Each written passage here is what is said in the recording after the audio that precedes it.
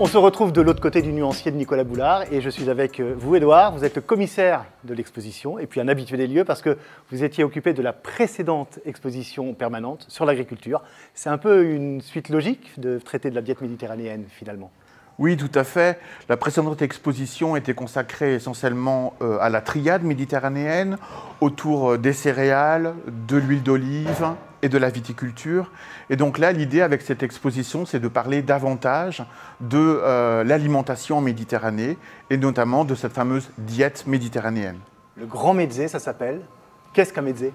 Alors un mezzé, c'est un ensemble de plats qui sont chauds ou froids, qui sont servis simultanément sur une table et qui font l'objet d'une grande convivialité. Donc l'objectif, c'était de faire des petits focus à la manière du mezzé pour essayer de trouver quelques points importants à explorer pour le visiteur. Bon, alors le premier mezzé, finalement, c'est l'explication de l'exposition, c'est le début, qui explique que finalement la diète méditerranéenne, c'est un concept inventé. Alors, tout à fait. En fait, la nourriture méditerranéenne reconnue en tant que telle, on la doit non pas à un Méditerranéen, mais à un chercheur américain qui s'appelle Ansel Keys, qui travaillait à l'université du Minnesota et qui, après la Seconde Guerre mondiale, va faire un certain nombre d'études pour établir le lien entre nutrition et maladies cardiovasculaires. Pourquoi? Parce que à partir des années 50, il s'aperçoit que les Américains meurent de plus en plus de maladies cardiovasculaires et l'idée c'est d'essayer d'en trouver la raison. Et donc, pour lui, la raison, c'est essentiellement le cholestérol, le mal essentiel qu'il faut combattre. Et donc, il va entreprendre une étude qui s'appelle l'étude des 7 countries à partir des années 50. Il va aller dans plusieurs pays méditerranéens, mais il va aussi aller au Japon, en Finlande, et il va s'apercevoir finalement que le meilleur régime alimentaire, c'est celui des Méditerranéens. Et finalement, cette diète méditerranéenne va connaître une ampleur et une reconnaissance mondiale. Bon, alors finalement, ces études ont permis de dresser une pyramide des aliments, c'est ça? Voilà, c'est ça qui est extraordinaire, c'est qu'il va écrire de très nombreux livres pour faire la promotion de ce régime méditerranéen qui va aboutir à la création d'une pyramide assez récente, elle date de 2011. Et donc là, on se rend bien compte que ce qui est bon pour la santé, ce sont essentiellement la consommation d'eau et d'infusion, mais aussi de fruits et légumes, de légumineuses, de céréales. Et tout en haut de la pyramide, on a la viande et les pâtisseries. Et le vin. Et le vin qui doit être consommé avec modération. La diète méditerranéenne, c'est un concept culinaire, mais pas seulement, c'est aussi un concept culturel, c'est ça? Oui, la double force de cette diète méditerranéenne, c'est d'avoir à la fois des vertus diététiques, c'est ce qu'a mis en évidence Ansel Keys, mais aussi ce concept a été valorisé par l'UNESCO et inscrit sur la liste du patrimoine immatériel de l'UNESCO au titre du patrimoine de l'humanité. Et donc, on a ici sur cette carte tous les pays qui sont membres de la diète méditerranéenne. Et c'est la première fois aussi que l'UNESCO labellise un système alimentaire transnational qui concerne finalement toute une aire géographique autour de la Méditerranée. Bon, alors les bases sont posées, les bases de l'exposition. Vous montrez un petit peu comment ça se passe? Avec plaisir. Donc ici, on entre dans une partie qui est consacrée à la relation entre l'homme et les paysages. Et donc, on a choisi là aussi quelques thématiques. Donc ici, la culture de la châtaigne, ici, l'élevage au vin, et de l'autre côté, la pêche et la riziculture, qui est aussi importante en Méditerranée, avec des exemples qui viennent ici de Valencia. Univers maritime plutôt, et univers terrestre, c'est ça? Exactement. Ok. On arrive dans cette partie de l'exposition qui est une partie plutôt vidéo, où on voit des recettes, c'est ça, méditerranéennes? Oui, tout à fait. En fait, c'est une œuvre vidéo qui a été commandée à une artiste qui s'appelle Christine Coulange et qui veut rendre compte plutôt des gestes traditionnels qui sont liés à l'alimentation. Donc on a choisi de partir des céréales, essentiellement du blé dur, et de décliner à partir de quelques exemples, de montrer ces savoir-faire extrêmement traditionnels qui sont souvent, en fonction des pays. Exactement, différents en fonction des pays, qui sont souvent des savoir-faire féminins. Donc on va voir à la fois la fabrication du pain dans les fours tanours qui sont des fours verticaux, mais aussi la fabrication traditionnelle des pâtes, ou encore du couscous, non pas dans le Maghreb, mais au Portugal, la pâte phyllo également en Grèce qui sert par exemple à faire les baklavas. D'accord. La cuisine méditerranéenne, en fait, ceux qui en parlent le mieux, ce sont les chefs. Christian Key a un restaurant au Goût à Marseille et là, Flalou à Noailles, au cœur de Marseille. Voilà ce qu'ils nous ont répondu sur ce qu'était la cuisine méditerranéenne. La diète méditerranéenne, c'est une façon de s'alimenter qui est typique des gens quand même vivant au bord de la mer, donc très riche en poissons, en produits locaux, en fraîcheur, en soleil. C'est quelque chose qui est épicé et c'est quelque chose qui rassemble avant tout la diète méditerranéenne. C'est vrai qu'il y a cet apport du gras, à travers l'huile d'olive. Voilà, on peut être à la fois gourmand et en bonne santé. Si j'avais une recette favorite, je pense que je remercierais aussi un peu mes origines et où j'ai grandi, je dirais la pissaladière. J'adore ça, les oignons un peu caramélisés, les anchois, les petites olives noires, c'est quelque chose que j'adore, ouais. Donc je dirais la pissaladière. Alors une recette méditerranéenne aussi à Marseille qui est évidente, c'est la bouillabaisse. C'est à la fois la rencontre de la mer et la rencontre des collines. C'est pas seulement faire un service à l'assiette, c'est aussi mettre la soupière sur la table et se le partager ensemble. Et voilà, je pense que c'est ça qui fait aussi partie de la diète méditerranéenne, c'est ce rapport au partage et au vivre ensemble. Alors Edouard, quand on a préparé l'émission, vous m'avez dit que vous teniez absolument à ce qu'on montre, à ce que l'on voit cette partie-là. Alors pourquoi? Pourquoi ça me tient à cœur? Parce que toute cette vitrine, ce sont des acquisitions que j'ai faites pour le musée. Alors cette partie de l'exposition n'est pas consacrée à la diététique, mais à des aspects culturels qui peuvent impliquer des aliments qui ne sont pas bons pour la santé. C'est le cas notamment de l'alcool ou encore des aliments sucrés. Et donc ici, cette vitrine, elle est consacrée à la Géorgie. Il y a une grande convivialité autour de la consommation d'alcool dans ce pays. On a cette tradition autour de la bière, donc avec de l'orge. Et donc cet énorme chaudron appartenait à toute une communauté qui se retrouvait régulièrement lors de moments festifs, et ça permettait de souder l'ensemble de la communauté autour du partage commun de la bière. C'est vraiment cette idée de convivialité qui domine très largement toute la Méditerranée. De l'autre côté, on a des figurines en sucre assez étranges. Il y a un schtroumpf, il y a alors oui, ça vient de Palerme. Alors oui, ça vient de Palerme, donc on est en Sicile. Ce sont des petits sujets en sucre qui sont fabriqués à l'occasion de la fête des morts, donc entre le 1er et le 2 novembre, la nuit. Donc les ancêtres, essentiellement qui sont décédés, sont censés offrir aux enfants ces petites figurines en sucre. Alors traditionnellement, c'était des chevaliers, des poupées, et aujourd'hui, évidemment, c'est adapté aux dessins animés que les enfants aiment regarder. C'est la raison pour laquelle on peut avoir les Schtroumpfs ou encore Mickey ou alors le Mignon, par exemple, voilà, qui reflètent en fait ce que les enfants aiment bien voir aujourd'hui à la télévision. Alors ce que je vous propose, Edouard, c'est qu'on va quitter un petit peu le MUSEM. Parce que la culture méditerranéenne, c'est aussi une culture de la cueillette. Et ici, à Marseille, il y a un collectif qui s'appelle le collectif Safi, qui expose d'ailleurs dans l'exposition. Et ce collectif a pour objet de se balader, c'est des balades urbaines en fait, pour montrer qu'on peut trouver des plantes sauvages un petit peu partout, y compris dans les vignes. Et c'est Hugo Blandel, qui est juste derrière la caméra, qui les a suivis. On regarde le sujet.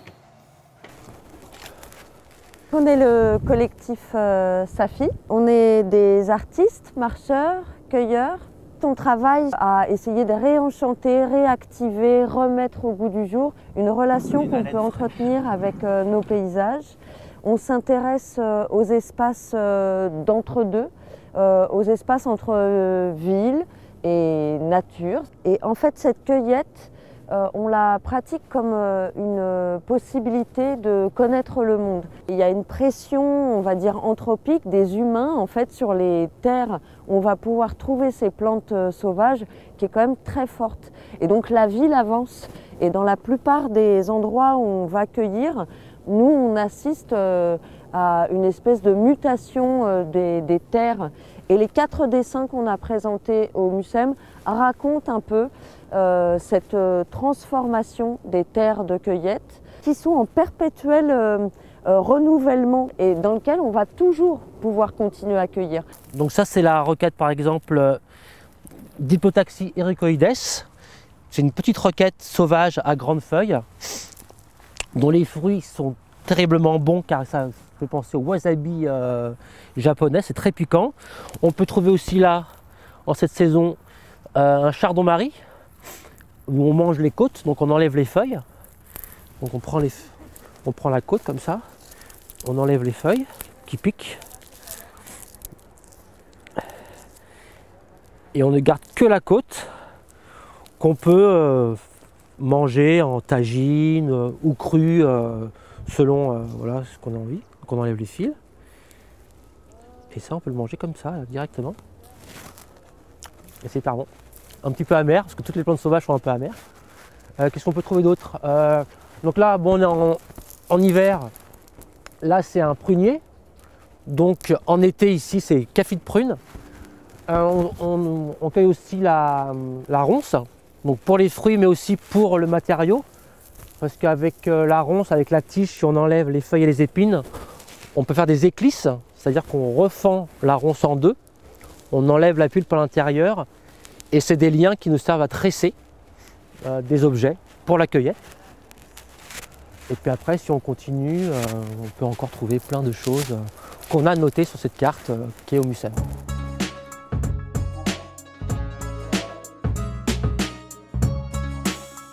Alors là, Edouard, on rentre dans une partie plus contemporaine de cette exposition permanente, avec des réfrigérateurs, des photos. Montre-moi ton réfrigérateur, je te dirai qui tu es. Oui, l'artiste s'appelle Gérald de Vives et donc il a fait tout un ensemble de photographies, là on n'en présente que 3, de réfrigérateurs qui permettent finalement à chacun de s'identifier et puis d'imaginer la composition de la famille en fait, qui a l'habitude de faire appel à ces réfrigérateurs. Et là, une pizza géante. Ça, c'est assez étonnant. Alors, je crois que c'est Michel Blasi qui est spécialiste de la décomposition, c'est ça? Michel Blasi, d'habitude, travaille avec de vrais aliments. Il travaille, par exemple, avec des oranges, il travaille avec des graines. Et son travail, essentiellement, consiste à voir comment les œuvres évoluent avec le temps. Comment le vivant, en fait, peut transformer une œuvre d'art. Alors là, il s'agit, à la différence de ses œuvres habituelles, il a utilisé des matériaux synthétiques, mais c'est aussi, par rapport à la pizza, de jouer sur l'ambivalence en fait de cette pizza. C'est à la fois un aliment extrêmement méditerranéen, la base de l'alimentation en Italie, puisque l'art du pizzaiolo a été également labellisé par l'UNESCO, mais c'est aussi un produit mondialisé. Et c'est bien ce que veut montrer cette œuvre de Michel Blasi, qui est à la fois appétissante, mais aussi assez écœurante. Et donc c'est cette ambivalence que l'artiste veut montrer à travers cette œuvre. Donc ce ne sont pas des vrais aliments, ça peut tenir 3 ans, 4 ans de l'exposition permanente sans aucun problème. Alors c'est pas totalement certain, puisque là on voit que la pizza a été filmée, c'est-à-dire qu'on a mis un film plastique dessus. Elle va jouer avec le temps, d'autant qu'on est censé l'humidifier, et il y aura un parfum de fromage fondu qui viendra donner une dimension olfactive supplémentaire à la dimension visuelle. Mais on pense qu'elle n'a jamais été exposée 3 ans. Hein, le maximum qu'elle ait été exposée, c'était 3 semaines. Donc dans 3 ans, je pense que le visiteur pourra aussi revenir voir l'exposition et voir comment cette œuvre va évoluer avec le temps. Bon, il y a d'autres œuvres commandées tout au long de l'exposition, d'œuvres contemporaines. Moi, il y en a une que j'aime beaucoup, c'est celle de Laurent de Robert. Oui, elle se trouve à la fin de l'exposition. Elle termine l'exposition en faisant hommage encore au Mezzé. D'accord. Et c'est donc le boulier de Laurent de Robert, c'est ça? Alors en fait, c'est le roulier de Laurent de Robert qui s'intitule 1000 millions de Mezzé. À l'entrée, nous avions l'évocation du grand Mezzé et en sortant, on a une évocation par les multiples de ces Mezzés. Bon, alors merci beaucoup pour cette visite privée de l'exposition permanente. Avec plaisir. Il se trouve que Laurent de Robert, on a suivi l'installation de son œuvre avec lui. Il m'a d'ailleurs expliqué que les différentes teintes des rouleaux correspondaient en fait à des vins différents. Il les a teints avec des vins différents. J'étais avec Hugo qui est encore derrière la caméra et nous avons suivi donc cette installation.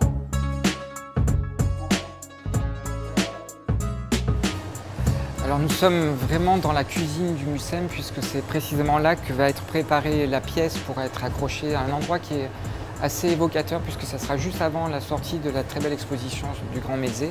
Et donc c'est une pièce qui est censée finalement nous mettre en appétit et nous inviter à rentrer dans les cuisines immédiatement pour pouvoir faire des recettes qui sont à la fois simples et poétiques. Et finalement ce trésor-là, il nous a été donné par les personnes qui habitent Marseille puisque pendant 3 jours et 3 nuits, je me suis promené dans les quartiers pour demander à des matriarches et des patriarches faisant appel à leur générosité de transmettre une recette qui était chère à leur cœur. Et ce qui fait que venant de toutes ces rives de la Méditerranée, on a pu faire cette petite encyclopédie toute fruste et toute modeste de recettes dévolues à ces 9 ingrédients que sont l'aubergine jusqu'à l'olive. Si par une magique opération des choses on fait tourner ce boulier, on aura un menu de mezzés parmi 1000 millions de mezzés possibles. Puisqu'on a 9 éléments fondamentaux déclinés selon 10 traditions culinaires sur chaque rouleau, ce qui nous fait 10 puissance 9, c'est-à-dire 1 milliard. Je trouve que c'est plus délicat à l'oreille, 1000 millions de mezzés possibles. Alors ce soir, oh c'est délicieux, je suis très contente de ce risotto de grenade qui nous vient de Croatie.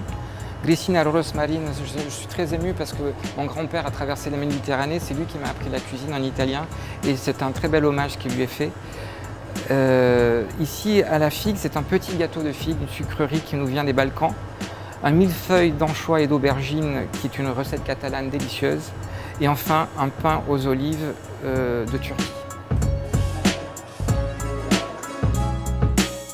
On ne pouvait pas quitter le Grand Mezzé sans une recette. Emmanuel Perrodin, bonjour. Bonjour. C'est une recette populaire. Il se trouve qu'un peu partout dans l'exposition, on trouve des recettes qui ont été récoltées par Mayalène Zubilaga. Des recettes, donc, par exemple, là j'ai une caponata confite au four. Il y a la salade de mauve cuite, la salade bécoula. Ce sont des recettes que l'on peut emporter chez soi. Et parmi ces recettes, il y a celle que vous êtes en train de faire, Emmanuel Perrodin. Laquelle?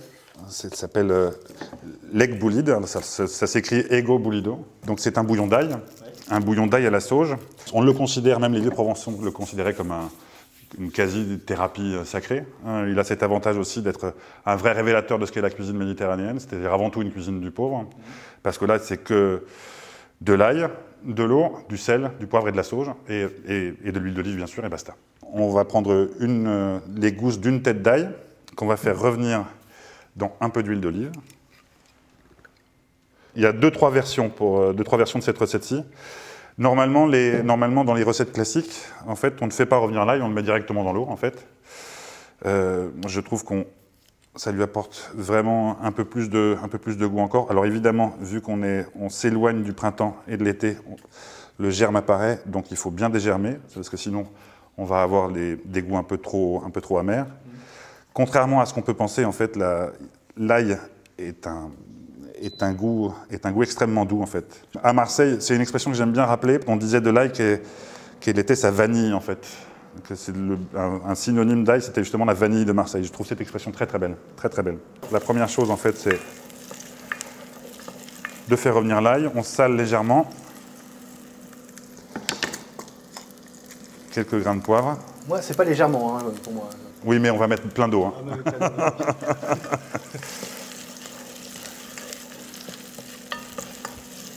Et on est bien là. Et à ce moment-là,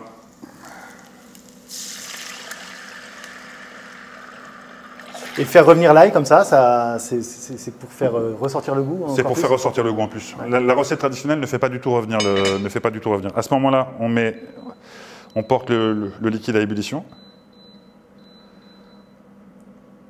Et on va attendre, à partir de l'ébullition, on va légèrement baisser et on va attendre une dizaine de minutes de cuisson. D'accord.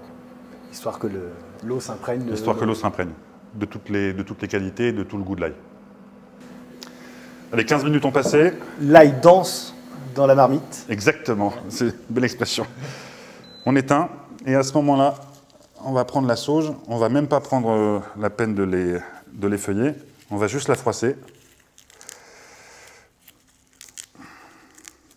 La froisser, ça permet de faire sortir le goût. Exactement. On n'hésite pas à être généreux. Hein. Parce que là, en fait, dans les recettes traditionnelles, on voit en fait qu'on cuit avec la sauge directement dans le bouillon. On appellerait ça une décoction, mais là aussi, en fait, on fait ressortir l'amertume en fait, des feuilles. c'est pas du tout ce qui est recherché. C'est vraiment quelque chose d'extrêmement équilibré, l'algobolide. Et on va laisser 10 minutes à infuser. On a arrêté le feu. On a arrêté le feu, hors du feu, on laisse 10 minutes d'infusion. C'est tout. C'est tout. 10 minutes ont passé, ça a infusé. On va faire une dernière chose. Bon, oui, ça sent très bon. Ouais. On sent bien, Ouais, on sent bien tout. cool. On va reporter à l'ébullition. D'accord. Et une fois que le mélange aura bouilli, on va le filtrer et on va le servir sur du pain rassis, légèrement passé à l'huile d'olive et au four. On verse ça dessus. Et là, on a une version de cette recette ancestrale. Alors, à quelle occasion on la boit? Donc le soir, parce qu'on se revigore avec ça, on fait avec le peu qu'on a, le pain rassis de la veille ou de l'avant-veille ou de la semaine d'avant, mais également en début de matinée, pour essayer aussi de profiter de cette force-là. C'est pour ça aussi qu'on appelle cette soupe la soupe à l'ivrogne, c'est ça? Oui, comme l'écrivait Blavette dans son livre. Ça veut dire que c'est très bon pour la gueule de bois. C'est très très bon pour la gueule de bois. Bon, alors, ce qui est plutôt pas mal dans cette période de fête. Oui. Et c'est avec cette soupe populaire que se termine cette émission consacrée à l'exposition permanente du Grand Metzger. À bientôt. À bientôt.